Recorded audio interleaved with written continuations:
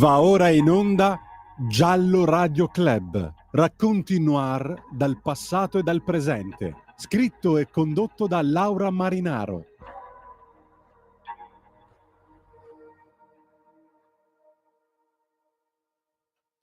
Il 1° aprile del 2021 un fiore è stato reciso nei pressi della casa dove era dovuta tornare e dalle persone che avrebbero dovuto proteggerla, la sua famiglia. Quel fiore era Saman Abbas, una splendida ragazza di origine pakistana che si era innamorata in Italia e avrebbe voluto vivere la sua vita all'occidentale come tutte le sue amiche e che proprio per quella voglia di libertà è stata uccisa e sotterrata a poche centinaia di metri dalla cascina nei pressi di Novellara dove abitavano i suoi.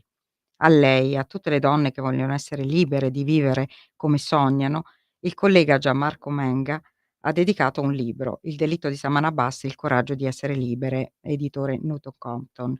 Oggi vogliamo ricordare di nuovo Saman e il suo sorriso insieme a Gianmarco, che l'ha conosciuta anche attraverso i luoghi, oltre che attraverso la storia del suo lavoro, e all'avvocato Liborio Cataliotti, difensore dello zio di Saman. Benvenuti a entrambi, ci siete?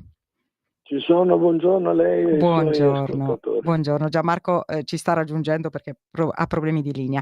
Intanto ricordo ai nostri radioascoltatori, se vogliono intervenire in diretta, 02 92 94 7222 oppure WhatsApp 340 670 9659.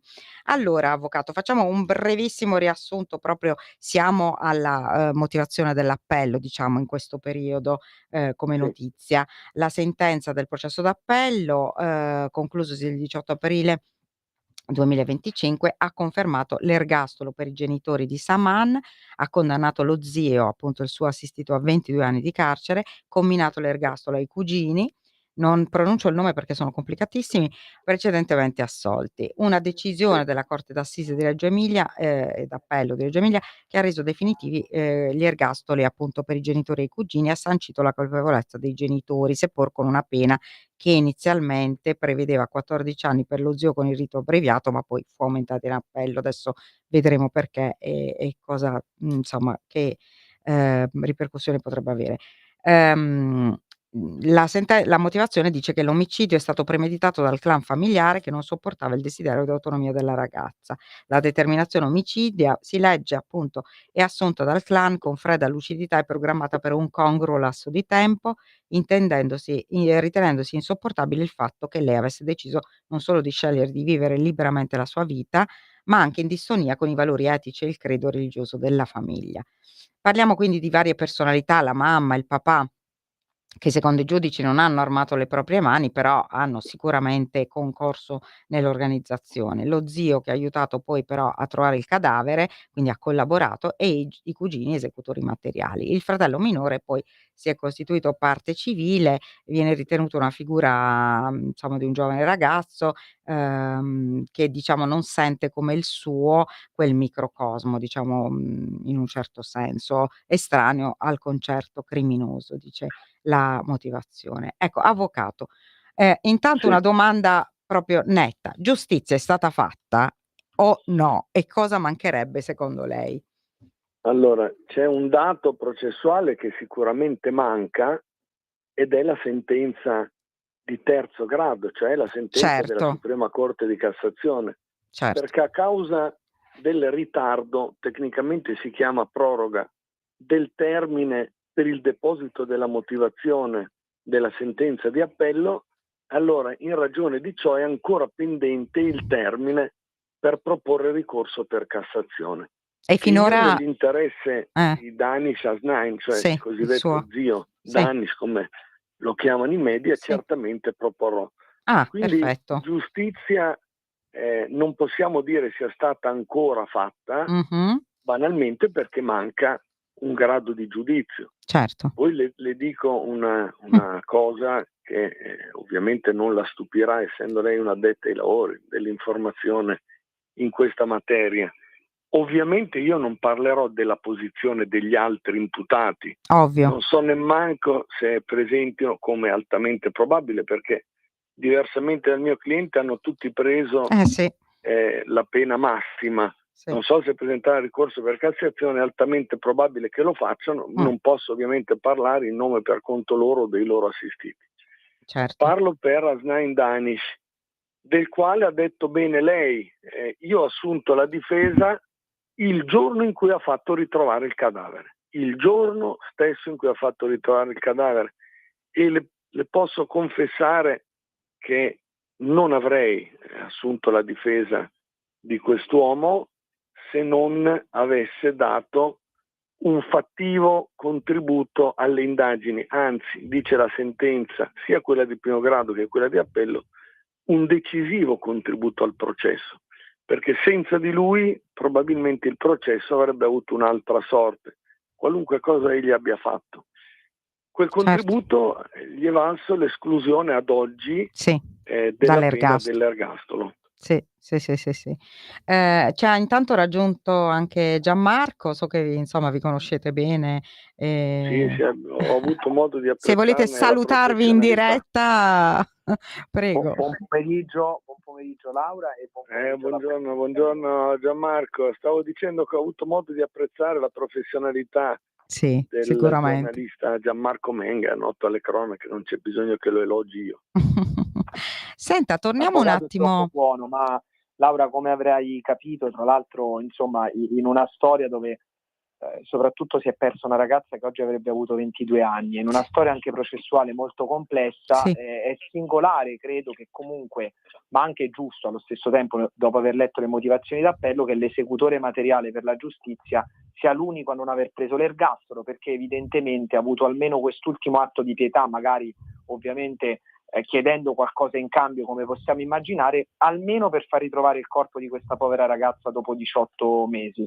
E onestamente, insomma, anche la difesa dell'avvocato Cataliotti, che ho definito lupo di mare non a caso, lupo di mare del foro non a caso nel mio libro, credo che insomma abbia fatto l'impossibile e un capolavoro per limitare i danni rispetto insomma a delle imputazioni molto molto gravi che aveva ovviamente in carico lo zio Danish. Ecco, torniamo un attimo, avvocato, visto che lei può trattenersi con noi un po' meno di Gianmarco, Sì. ma torniamo un attimo a Danish, appunto. Sì. Comunque lei è d'accordo sul fatto che sulla motivazione, insomma, su questa diciamo certezza che si sia trattato di qualcosa di concertato, e qual è stato davvero il suo ruolo? Allora, sul ruolo non sono io a dirlo, ma è la stessa sentenza a esprimersi in termini di dubbio circa la dinamica dell'omicidio, cioè chi materialmente abbia inferto i colpi mortali alla ragazza non lo sanno neanche i giudici, non lo hanno detto Sì. né i testimoni né gli imputati nell'ambito del processo. E non l'ha detto neanche il mio cliente a me, permesso che non lo rivelerei pubblicamente se certo. lo avesse detto. Non avendolo detto, posso dirvi di non possedere neanche privatamente questo dato. Quindi negare il dato posso, se lo possedessi non lo rivelerei.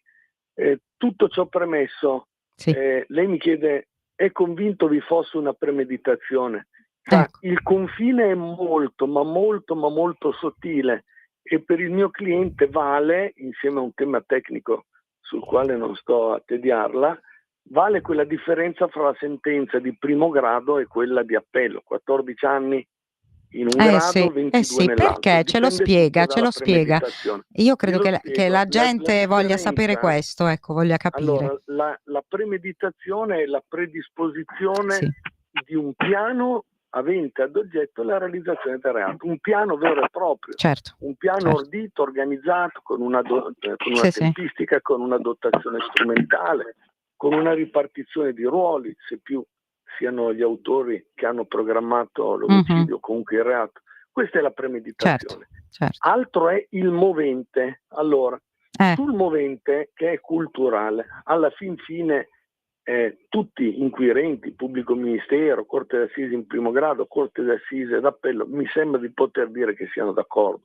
Cioè il movente è culturale e dal nostro punto di vista è tremendo. Io stesso ho iniziato la ringa dicendo: noi siamo tutti Saman dal punto di vista culturale, siamo tutti dalla sua parte, ci mancherebbe altro. Però una cosa è il movente e una cosa è la predisposizione di un piano. Dico che in primo grado ero riuscito io e i miei colleghi a fare condividere ai giudici la nostra tesi, secondo la quale chiunque fosse stato non vi era un piano ordito con dettagli, con mezzi predisposti, con l'escavazione di una buca, Certo. ma tutt'al più un movente.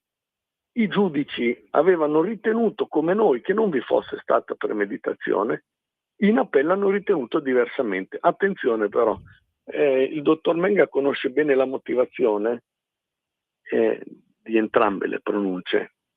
Gli stessi giudici della Corte d'Assise d'Appello si esprimono in termini dubbiosi, cioè alternativi, circa la predisposizione del piano, cioè dicono non è stata quella famosa escavazione della buca del giorno 29 aprile, cioè del giorno prima dell'omicidio, a rappresentare la prova della predisposizione di un piano e quindi della premeditazione. Non è quella la prova, come invece i media avevano detto.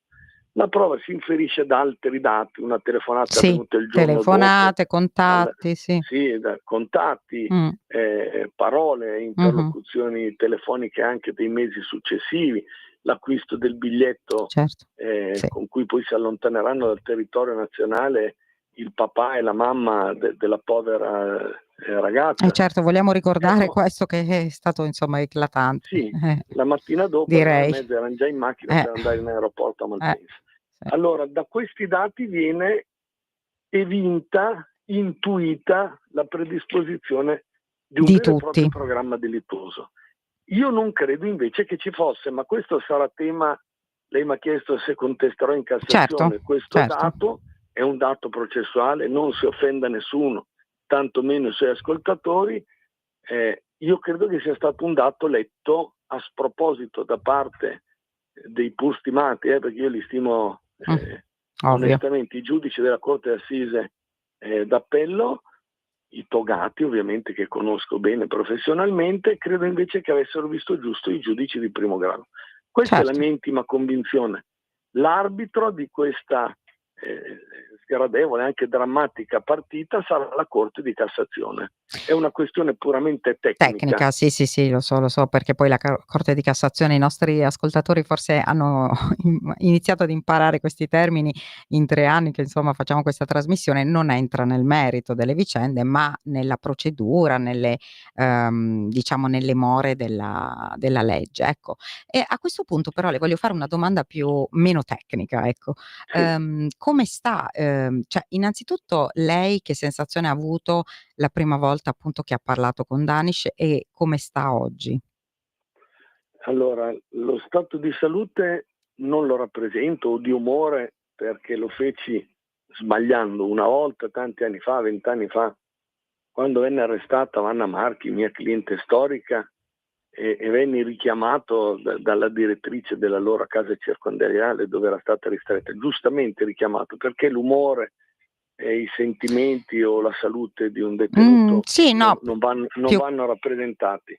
Però più che altro capire se ha speranza, guarda, ecco. L'ho visto venerdì, le rappresento una novità che magari può interessare. Allora, come tutti quelli che hanno assistito al processo hanno potuto apprezzare, il mio cliente ha parlato liberamente, con dichiarazioni sempre spontanee, ma spontanee non perché il codice le definisca tali, ma perché, come tutti hanno apprezzato, era veramente portato a parlare a ruota libera, cioè non era eterodiretto, cioè non era imboccato da me. Ecco. Diceva quello che riteneva più opportuno alla sua difesa. In Cassazione non sarà così. Ovvio. Allora io sono andato in carcere venerdì perché avesse modo di leggere la sentenza che ho messo a sua disposizione nelle sue 488 pagine e perché avesse modo di indicarmi ciò che di quella sentenza sul piano del fatto, della ricostruzione del fatto non condivide.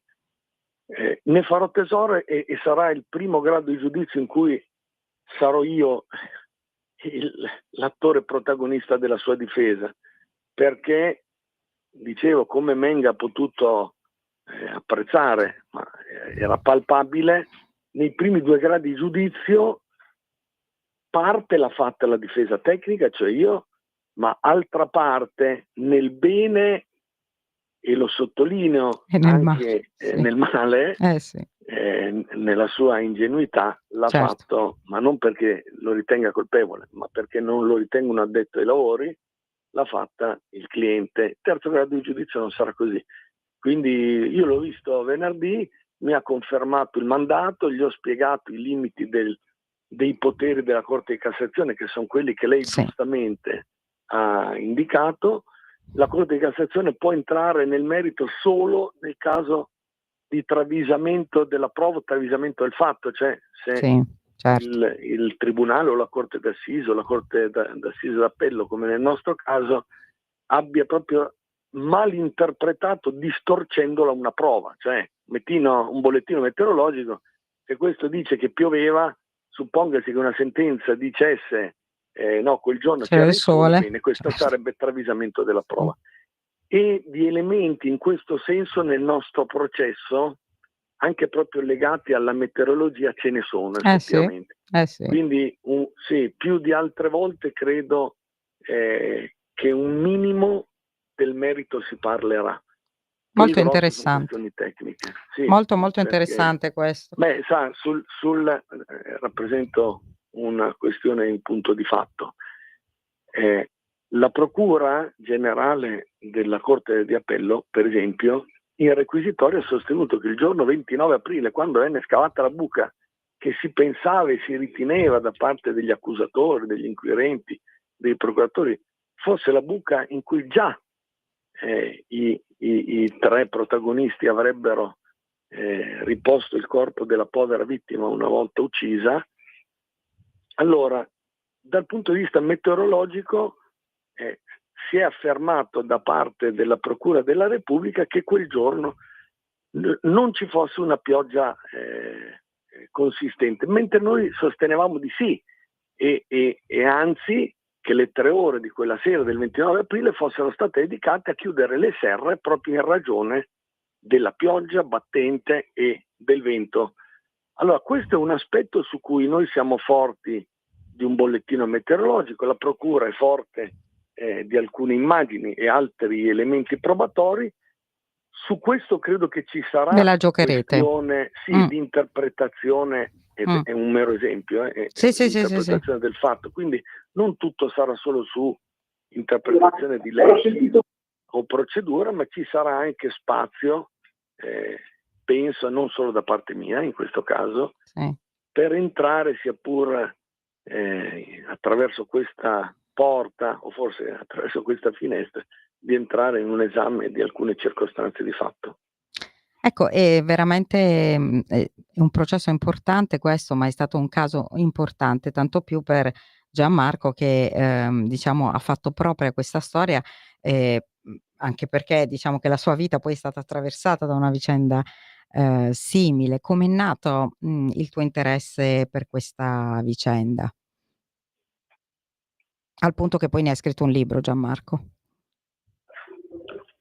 Laura, Sì, ci senti? se puoi ripetermi la domanda, sì, che c'è stato un attimo. Sì, no, dicevo che questa storia, questa vicenda ti è entrata particolarmente dentro, anche perché diciamo che la tua vita è stata attraversata da qualcosa di simile in un certo senso, non del tutto.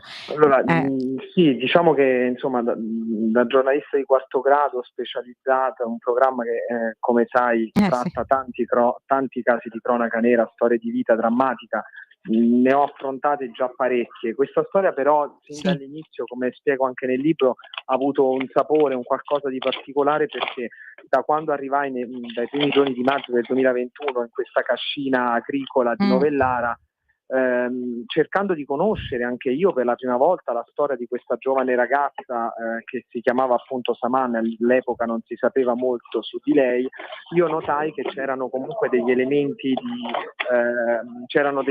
in comune con la storia della mia fidanzata, anche lei di origini musulmane, che ha dovuto rinunciare alla sua famiglia per rincorrere la propria libertà, e mi è venuto un fuoco dentro particolare, direi. e ho capito che probabilmente fosse una storia che rispetto ad altre sentiamo dei rumori pazzeschi. Sentiamo dei rumori. Eccomi qui. No, Eh. dicevo, era una storia che andava sicuramente raccontata Sì. proprio per questo motivo, perché c'era una componente umana diversa da altre storie. E ci sono anche poi dei dettagli, senza svelare troppo, all'interno del libro, dove io Certo. racconto anche delle poche volte in realtà in cui l'ho portata proprio lì in quella cascina e dove ho capito che c'erano degli elementi di contatto con la sua storia che le davano dolore, tant'è che poi preferì di non farlo più. Però beh. da qui è nato, Laura, sicuramente poi l'idea di voler Approfondire. approfondire questa storia, ecco, e Approfondire. di dare voce a questa ragazza. E com'è nato il vostro incontro con l'avvocato Cataliotti? Cioè, perché poi alla fine tu hai un po' creduto che la posizione di Zio Danish fosse un po' diversa rispetto a quella degli altri? Con l'avvocato Cataliotti, che ho avuto il piacere di conoscere fin dall'inizio di questa storia, in realtà, come ha ben spiegato, lui è entrato in una seconda fase di questa storia, all'atto proprio, tra l'altro, nel momento più delicato, cioè quando lo Zio Danish indicò il luogo di sepoltura di Saman. Diciamo che è un rapporto professionale che è nato sulla base della stima e della fiducia che ancora ci lega. È stato, insomma, tra il primo e il secondo grado, ripeto, comunque ha ottenuto un risultato processualmente rilevante. Ricordiamo anche, Laura, in primo grado addirittura, mi permetto di 14. dire, addirittura solo Sì. 14 anni, Sì, insomma. sì. Quindi voglio dire, c'è stato sempre, tra l'altro, la disponibilità dell'avvocato di lasciare anche libero di parlare il suo imputato anche in aula.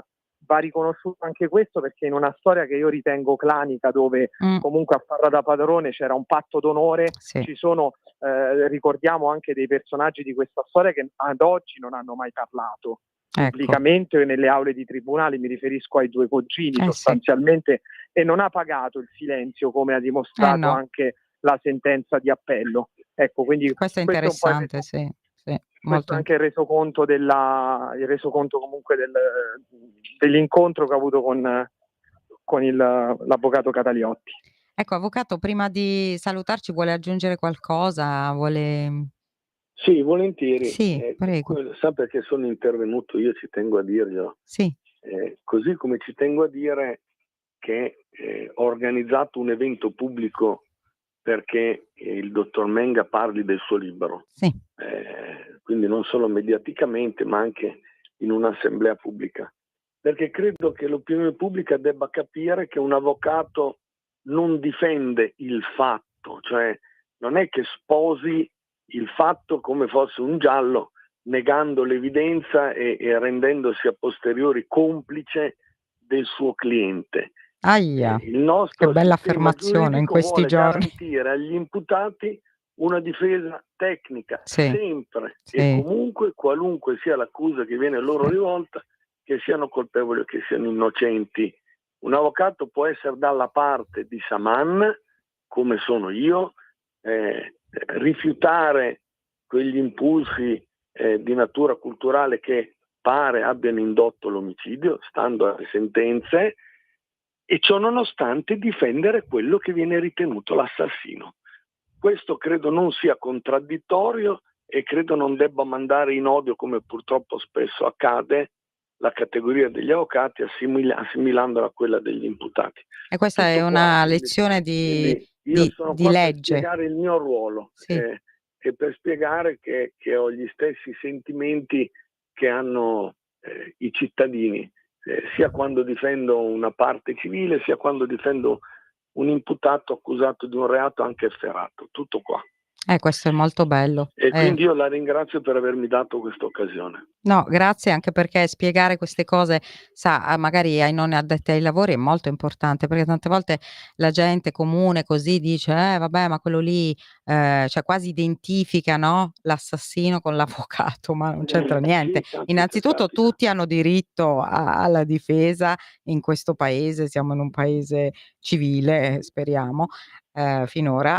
E poi c'è la legge è una scienza, no, la giurisprudenza è un po' una scienza e quindi va applicata, ed è giusto che ad applicarla siano degli professionisti, insomma. Quindi sposo le sue parole. Credo anch'io. La saluto e la ringrazio ancora. Grazie mille, ci rivediamo presto. Allora Gianmarco, siamo tornati, dobbiamo fare la pausa o possiamo fargli una domanda ancora? Un minuto velocissimo prima poi di riprendere. Tu che idea ti sei fatto della famiglia di Saman? Allora, io ritengo, insomma, senza voler essere tranciante nei giudizi, dopo aver visto da vicino anche la madre nel secondo grado dopo l'estradizione dal Pakistan, che io sono convinto, Laura, che in realtà loro non si siano pentiti di quello che hanno fatto, questo è perché terribile. sono in quella modalità in cui Certo. era dolorosamente necessario. Ecco, l'ha detto bene anche il padre in aula, lo ha ribadito nel giudizio di appello, che comunque nel processo d'appello, che ritiene che ci sia il malcostume occidentale che abbia sicuramente traviato la mente della figlia e probabilmente è stato fatto lo stesso al figlio, quindi al fratello minore di Saman, che ha avuto, come io più volte sottolineo, comunque quantomeno il merito, possiamo dire il coraggio di rompere questo patto di famiglia, di raccontare forse tra l'altro quasi subito dall'inizio cosa fosse successo quella notte tra il 30 aprile e il 1 maggio del 2021. Sì. Facciamo un minuto di pausa e poi torniamo da te. Stai ascoltando Radio Libertà, la tua voce libera, senza filtri né censura. La tua radio.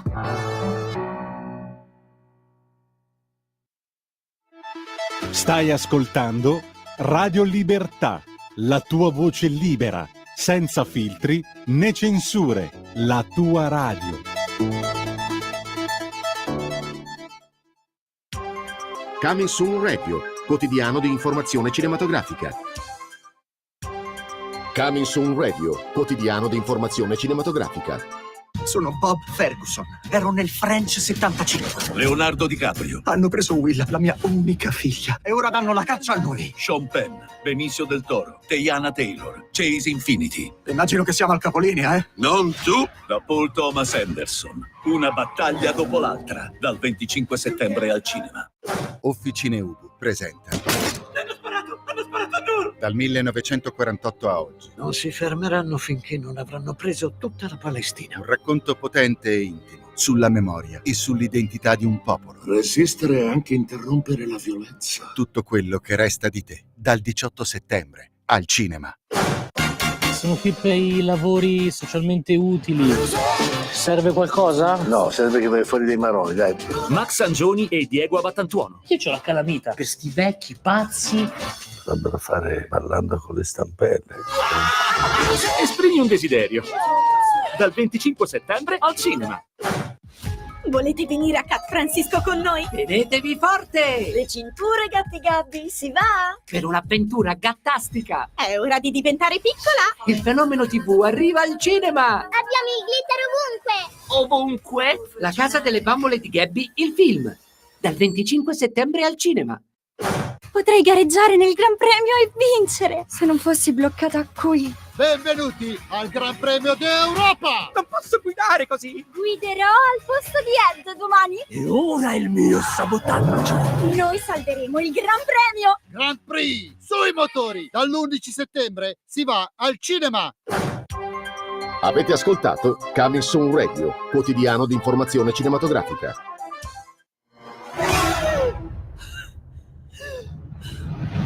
Pensa a respirare. Ora, abbandonati. Che cosa vedi? Luce, oscurità, l'equilibrio. È tanto più grande. C'è stato un risveglio. Hai sentito? Conosco una sola verità.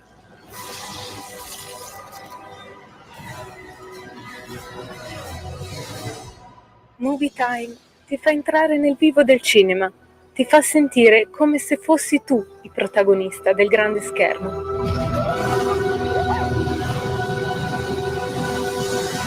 Ogni sabato dalle ore 16.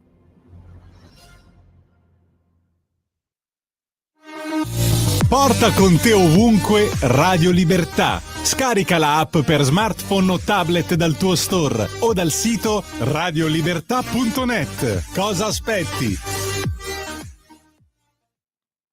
Eccoci tornati a Giallo Radio Club. Oggi stiamo parlando del delitto di Saman Abbas, di questo delitto di clan, tra virgolette, con Gianmarco Menga, giornalista notissimo, insomma, televisivo, esperto in questi casi. E Gianmarco, oltre ad aver scritto un libro bellissimo sulla vicenda, di cui adesso ci parlerà, è riuscito, insomma, a trasmettere nel libro le sue sensazioni, il suo racconto di quando è entrato nella casa di Saman, di quando ha incontrato, tra virgolette, Saman nella casa dei suoi, perché ricordiamo che Saman era momentaneamente in una struttura, non era in casa, poi era stata convinta a tornare con qualche scusa in qualche modo, quando si era saputo che diciamo la storia con il fidanzato era una cosa seria, e lì poi è stata di fatto, tra virgolette, giustiziata, cioè di fatto è questo. Ecco, Gianmarco, ci racconti proprio le tue sensazioni, cosa è successo quando tu sei entrato in quella casa, che cosa hai sentito di lei? Credo che sia stata l'emozione più forte nel raccontare questa storia, che poi nel vivere anzi questa storia, che poi mi ha spinto non solo a scrivere il libro, come dicevo prima, ma a iniziare in accordo con l'editore proprio con questa sensazione qui, molto personale, cioè il mio ingresso dopo il dissequestro nel mondo di Saman, in questo suo microcosmo. Io ero rimasto colpito, come tanti altri cronisti che sono stati a novellare in questi anni, dalla porta rossa che separava un po' il mondo di Saman dall'esterno. Avevo immaginato tante volte cosa potesse esserci all'interno, poi dopo averlo immaginato lo avevo percepito a distanza riguardando i video che erano stati girati dai carabinieri durante le perquisizioni che furono fatte nei primi giorni dell'indagine. Poi ci fu il sigillo totale di quella casa, che rimase ferma lì, immobile, per anni, fino insomma a questo dissequestro, che ricordo fu nell'autunno del 2023. E proprio quel giorno, quando vennero restituite le chiavi al titolare dell'azienda agricola, io entrai nell'abitazione. Devo dirti che la cosa più importante che ricordo è sicuramente essere salito al primo piano, dove c'era la camera di Saman, e c'era tutta la ragazza in quella camera, perché sul letto c'erano i vestiti orientali e delle camicette, delle magliette aderenti, dei jeans strappati, che erano un po' i suoi vestiti da Italian Girl. Mi ha fatto effetto vedere la piastra per i capelli, lei che adorava quei capelli che da quando era piccolino non aveva potuto mostrare mettendo il velo.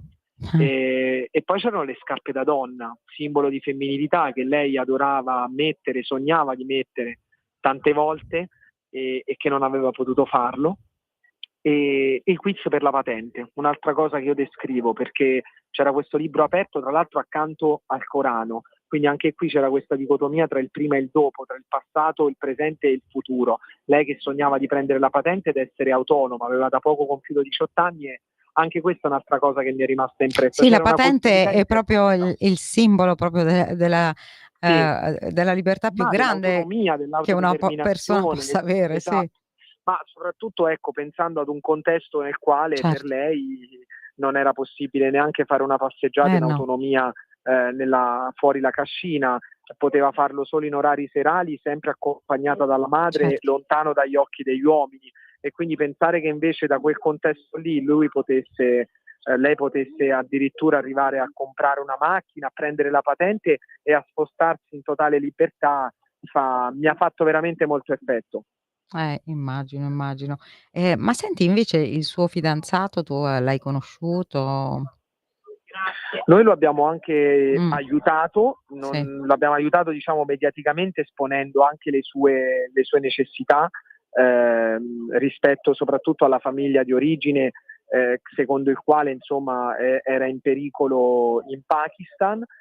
L'ho incontrato, intervistato varie volte, devo dirti che però con onestà intellettuale, da cronista, come se tu mi puoi capire bene, quando poi dai documenti e raccogliendo informazioni plurime è uscita fuori una figura più diciamo ombrosa di quella che mi aspettavo inizialmente, non ho avuto paura a scrivere quello che ritenevo giusto scrivere, e mi ha fatto molto piacere che poi le considerazioni a cui sono arrivato sono le stesse sia dei giudici di primo grado che dei giudici di secondo grado. Sostanzialmente questo ragazzo per suoi scopi familiari ha ingannato Saman, come è stato ingannato dalla famiglia, Pazzesco. un amore che probabilmente, senza giudicarlo, perché era un amore tra giovani, tra l'altro molto fresco, era più da parte di lei che da parte di lui. Questo ce lo testimoniano vari elementi, ne dico due in modo sintetico. Il primo è che nonostante Saman le avesse detto se non mi senti per 24 ore chiama Vienimi i a carabinieri, cercare, lui ha aspettato vari giorni prima di andare dai carabinieri. E l'altra cosa è che il giorno in cui Saman scompare, dal telefono emerge come stesse chattando già con una ragazza pakistana a cui era promesso sposo. Questi sono elementi che vittima mi hanno 2 molto volte. disturbato, Vittima 2 perché è volte. stata vittima 2 volte anche del precedente fidanzatino conosciuto sempre sui social, l'afgano che aveva raggiunto a giugno del 2020, perché anche lì questa fuga amorosa si era tramutata in una grande delusione, perché Saman aveva scoperto che anche lui era sostanzialmente impegnato già con un'altra ragazza. E quindi Vabbè, purtroppo è questo una diciamo ragazza che sola, sono queste cose purtroppo capitano anche con gli italiani con gli italiani, quindi vabbè. Certo. E lei è stata particolarmente proprio sfortunata e il secondo no, perché lui l'aveva un po' usata anche per, no, allontanarsi forse dal paese dove aveva dei problemi di altro tipo. Comunque, è incredibile come questa ragazza abbia sofferto, no? Saman ha sofferto, Laura, voglio dire, tra l'altro tu saprai, insomma, lei aveva dei nickname particolari sui social. Alone Girl è un po' il suo nickname rappresentativo, ragazza sola, ragazza che ha sofferto, ragazza che è stata abbandonata su quel viottolo e ha incontrato la morte senza che nessuno potesse salvarla. Il fidanzato di cui parlavamo prima, che l'ha spinta a tornare in quella che ho definito la tana del lupo e che in fondo non l'ha salvata quella sera, la comunità, le educatrici, anche la anche comunità. gli stessi carabinieri della stazione che sapevano del suo rientro, l'avevano convocata giorni prima in caserma, ma lei da maggiorenne, ovviamente temendo anche ripercussioni familiari, aveva deciso comunque di tornare lì e di restare altri giorni, non pensando, questo ne sono convinto ancora oggi, che chi ti ha dato la vita potesse alla fine togliertela. Lei pensava comunque che la sua famiglia non sarebbe arrivata a tanto. Ecco. No, sì, questa è una cosa incredibile, però è vero, hai ragione.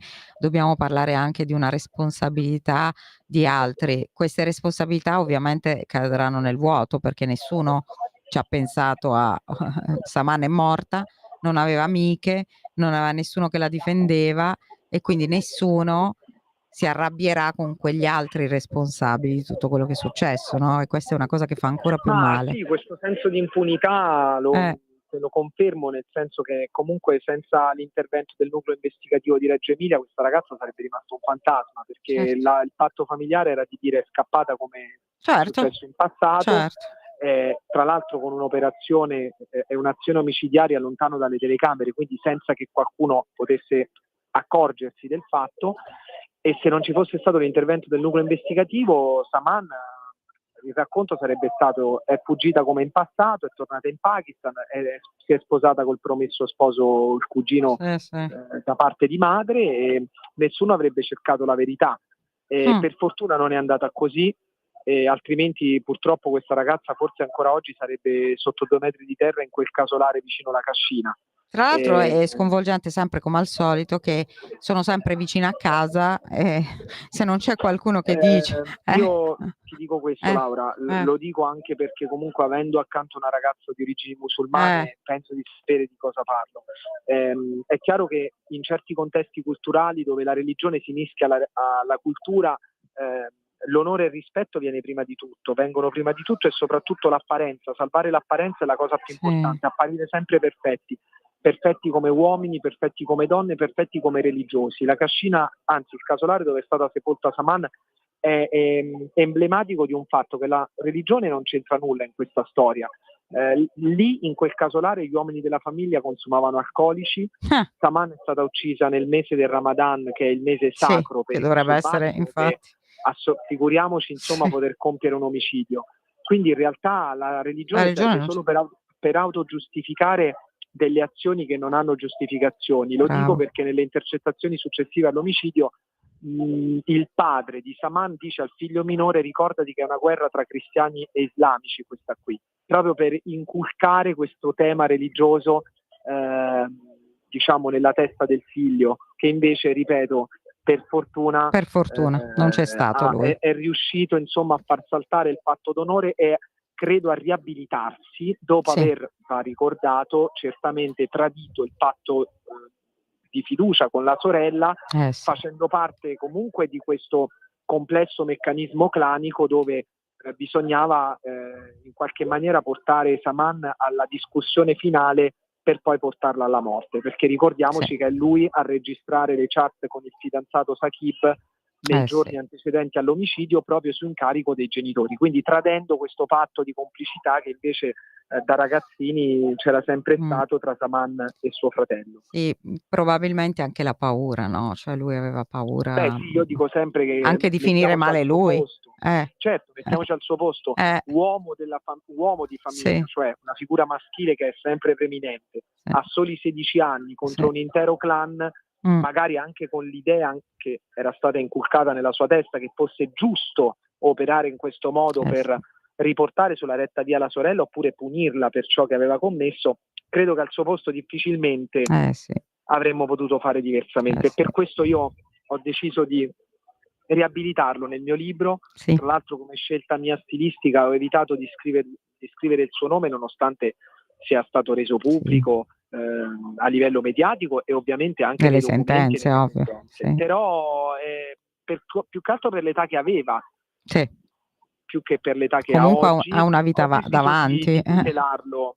Ha una vita davanti. Quando ci siamo incontrati, racconto nel libro anche di questo scambio, di questo colloquio privato, e l'augurio che gli ho fatto e anche quello che lui mi ha detto è stato appunto: spero di diventare ciò che mia sorella voleva essere, cioè magari una via di mezzo tra Oriente e Occidente, trovare il modo di autodeterminarmi nella maniera corretta.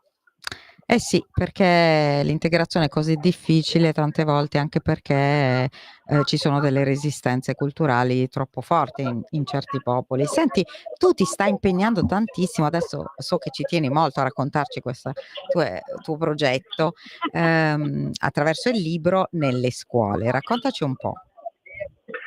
Allora, ci tengo molto perché tra l'altro è una cosa molto fresca che mi fa piacere raccontarti sinteticamente. Questo è un libro che è nato proprio per le aule, per le scuole, per gli uomini e le donne di domani. Io quando l'ho scritto ho pensato a metterci qualcosa di mio e soprattutto poi di dare qualcosa agli altri, perché altrimenti, voglio dire, di libri sui casi di cronaca ce ne sono tanti e ovviamente questo caso come altri non l'ho seguito solo io, cercando di dare qualcosa al lettore, oltre alle esperienze e alle motivazioni personali che ho spiegato prima, c'era anche questo desiderio che andava un po' al di là della mera scrittura di un saggio giornalistico.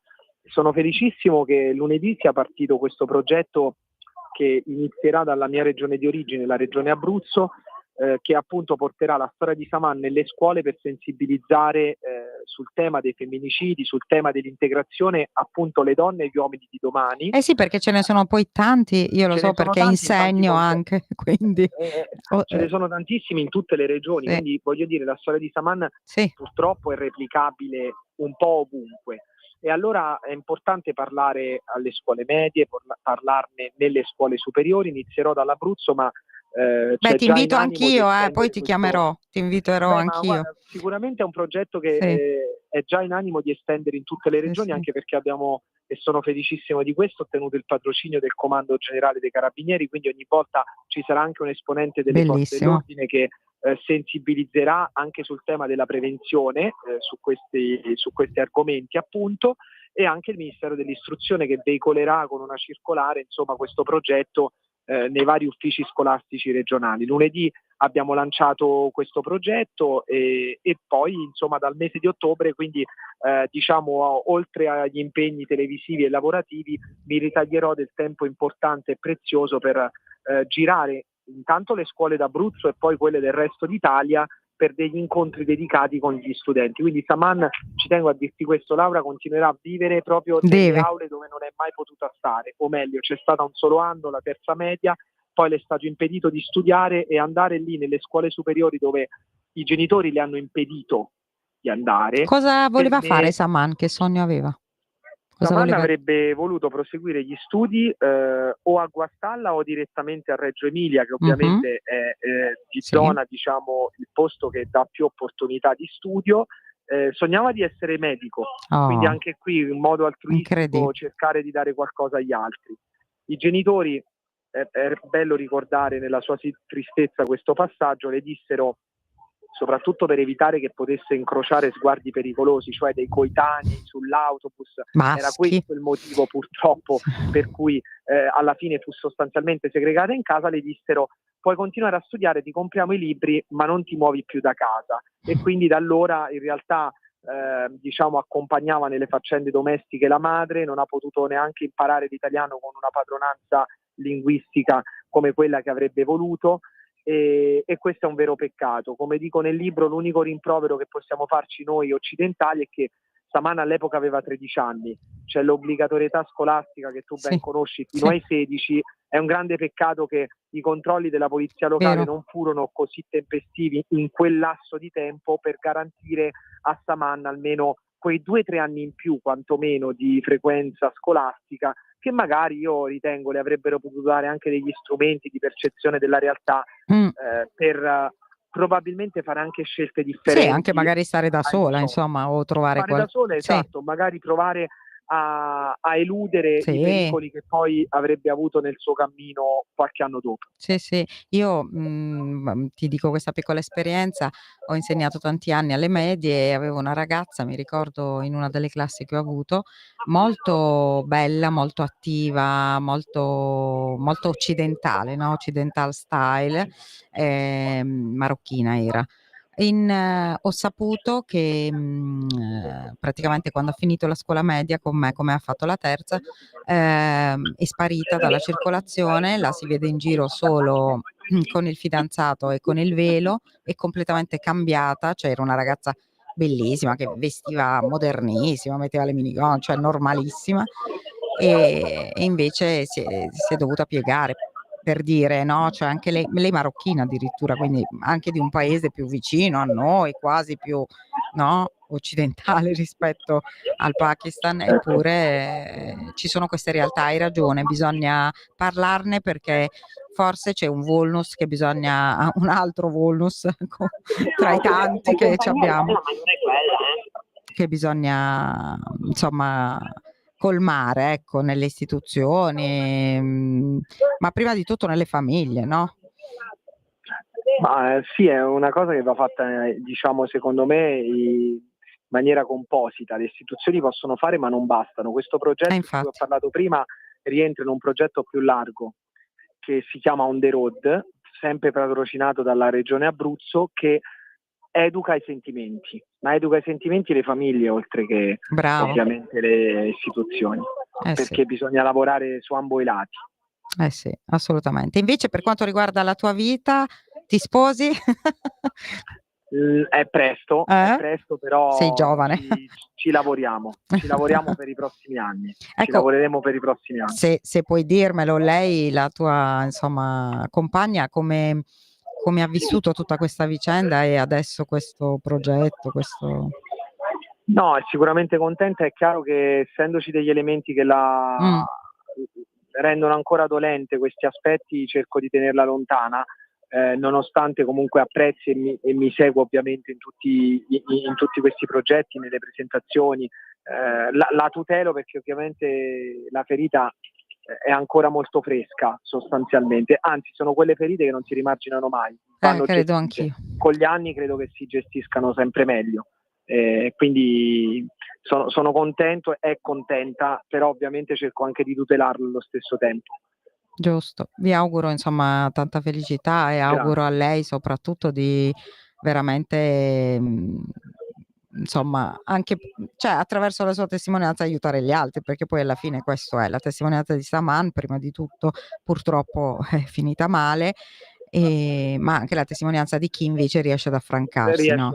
Esatto, perché questo è importante, cioè lei ha avuto la fortuna di trovare te, però vabbè, comunque diciamo quello che hai detto prima, no Saman, se avesse fatto solo quei 2 o 3 anni in più magari avrebbe chissà, avuto strumenti in più, sicuramente. ecco, sicuramente abbiamo perso un medico, no? E tra l'altro i certo. medici pakistani sono anche bravi. No, infatti, è vero.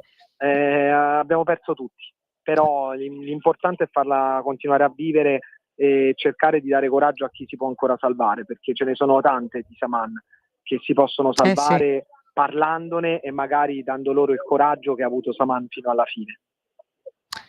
Va bene, grazie di tutto. Grazie a Continuerai te. a seguire il processo, immagino, anche noi lo Sì, andremo seguiremo. in Cassazione entro l'anno, al massimo all'inizio dell'anno prossimo. Andremo perché ormai mi sento anche io parte in causa in questa lotta verso la verità e la giustizia. Speriamo che venga confermato il processo di appello e che quindi vada in giudicato la sentenza dei giudici della Corte d'Assise d'Appello di Bologna, quindi confermando i 4 ergastoli e i 22 anni allo zio. Ricorda il titolo del libro così... Il delitto di Saman Abbas, il coraggio di essere libere, della Newton Compton Editori. Il coraggio di essere libere. Grazie Gianmarco Grazie, Menga, grazie a grazie te, ai Laura. nostri Grazie a tutti radioascoltatori e ci risentiamo mercoledì prossimo. Avete ascoltato Giallo Radio Club.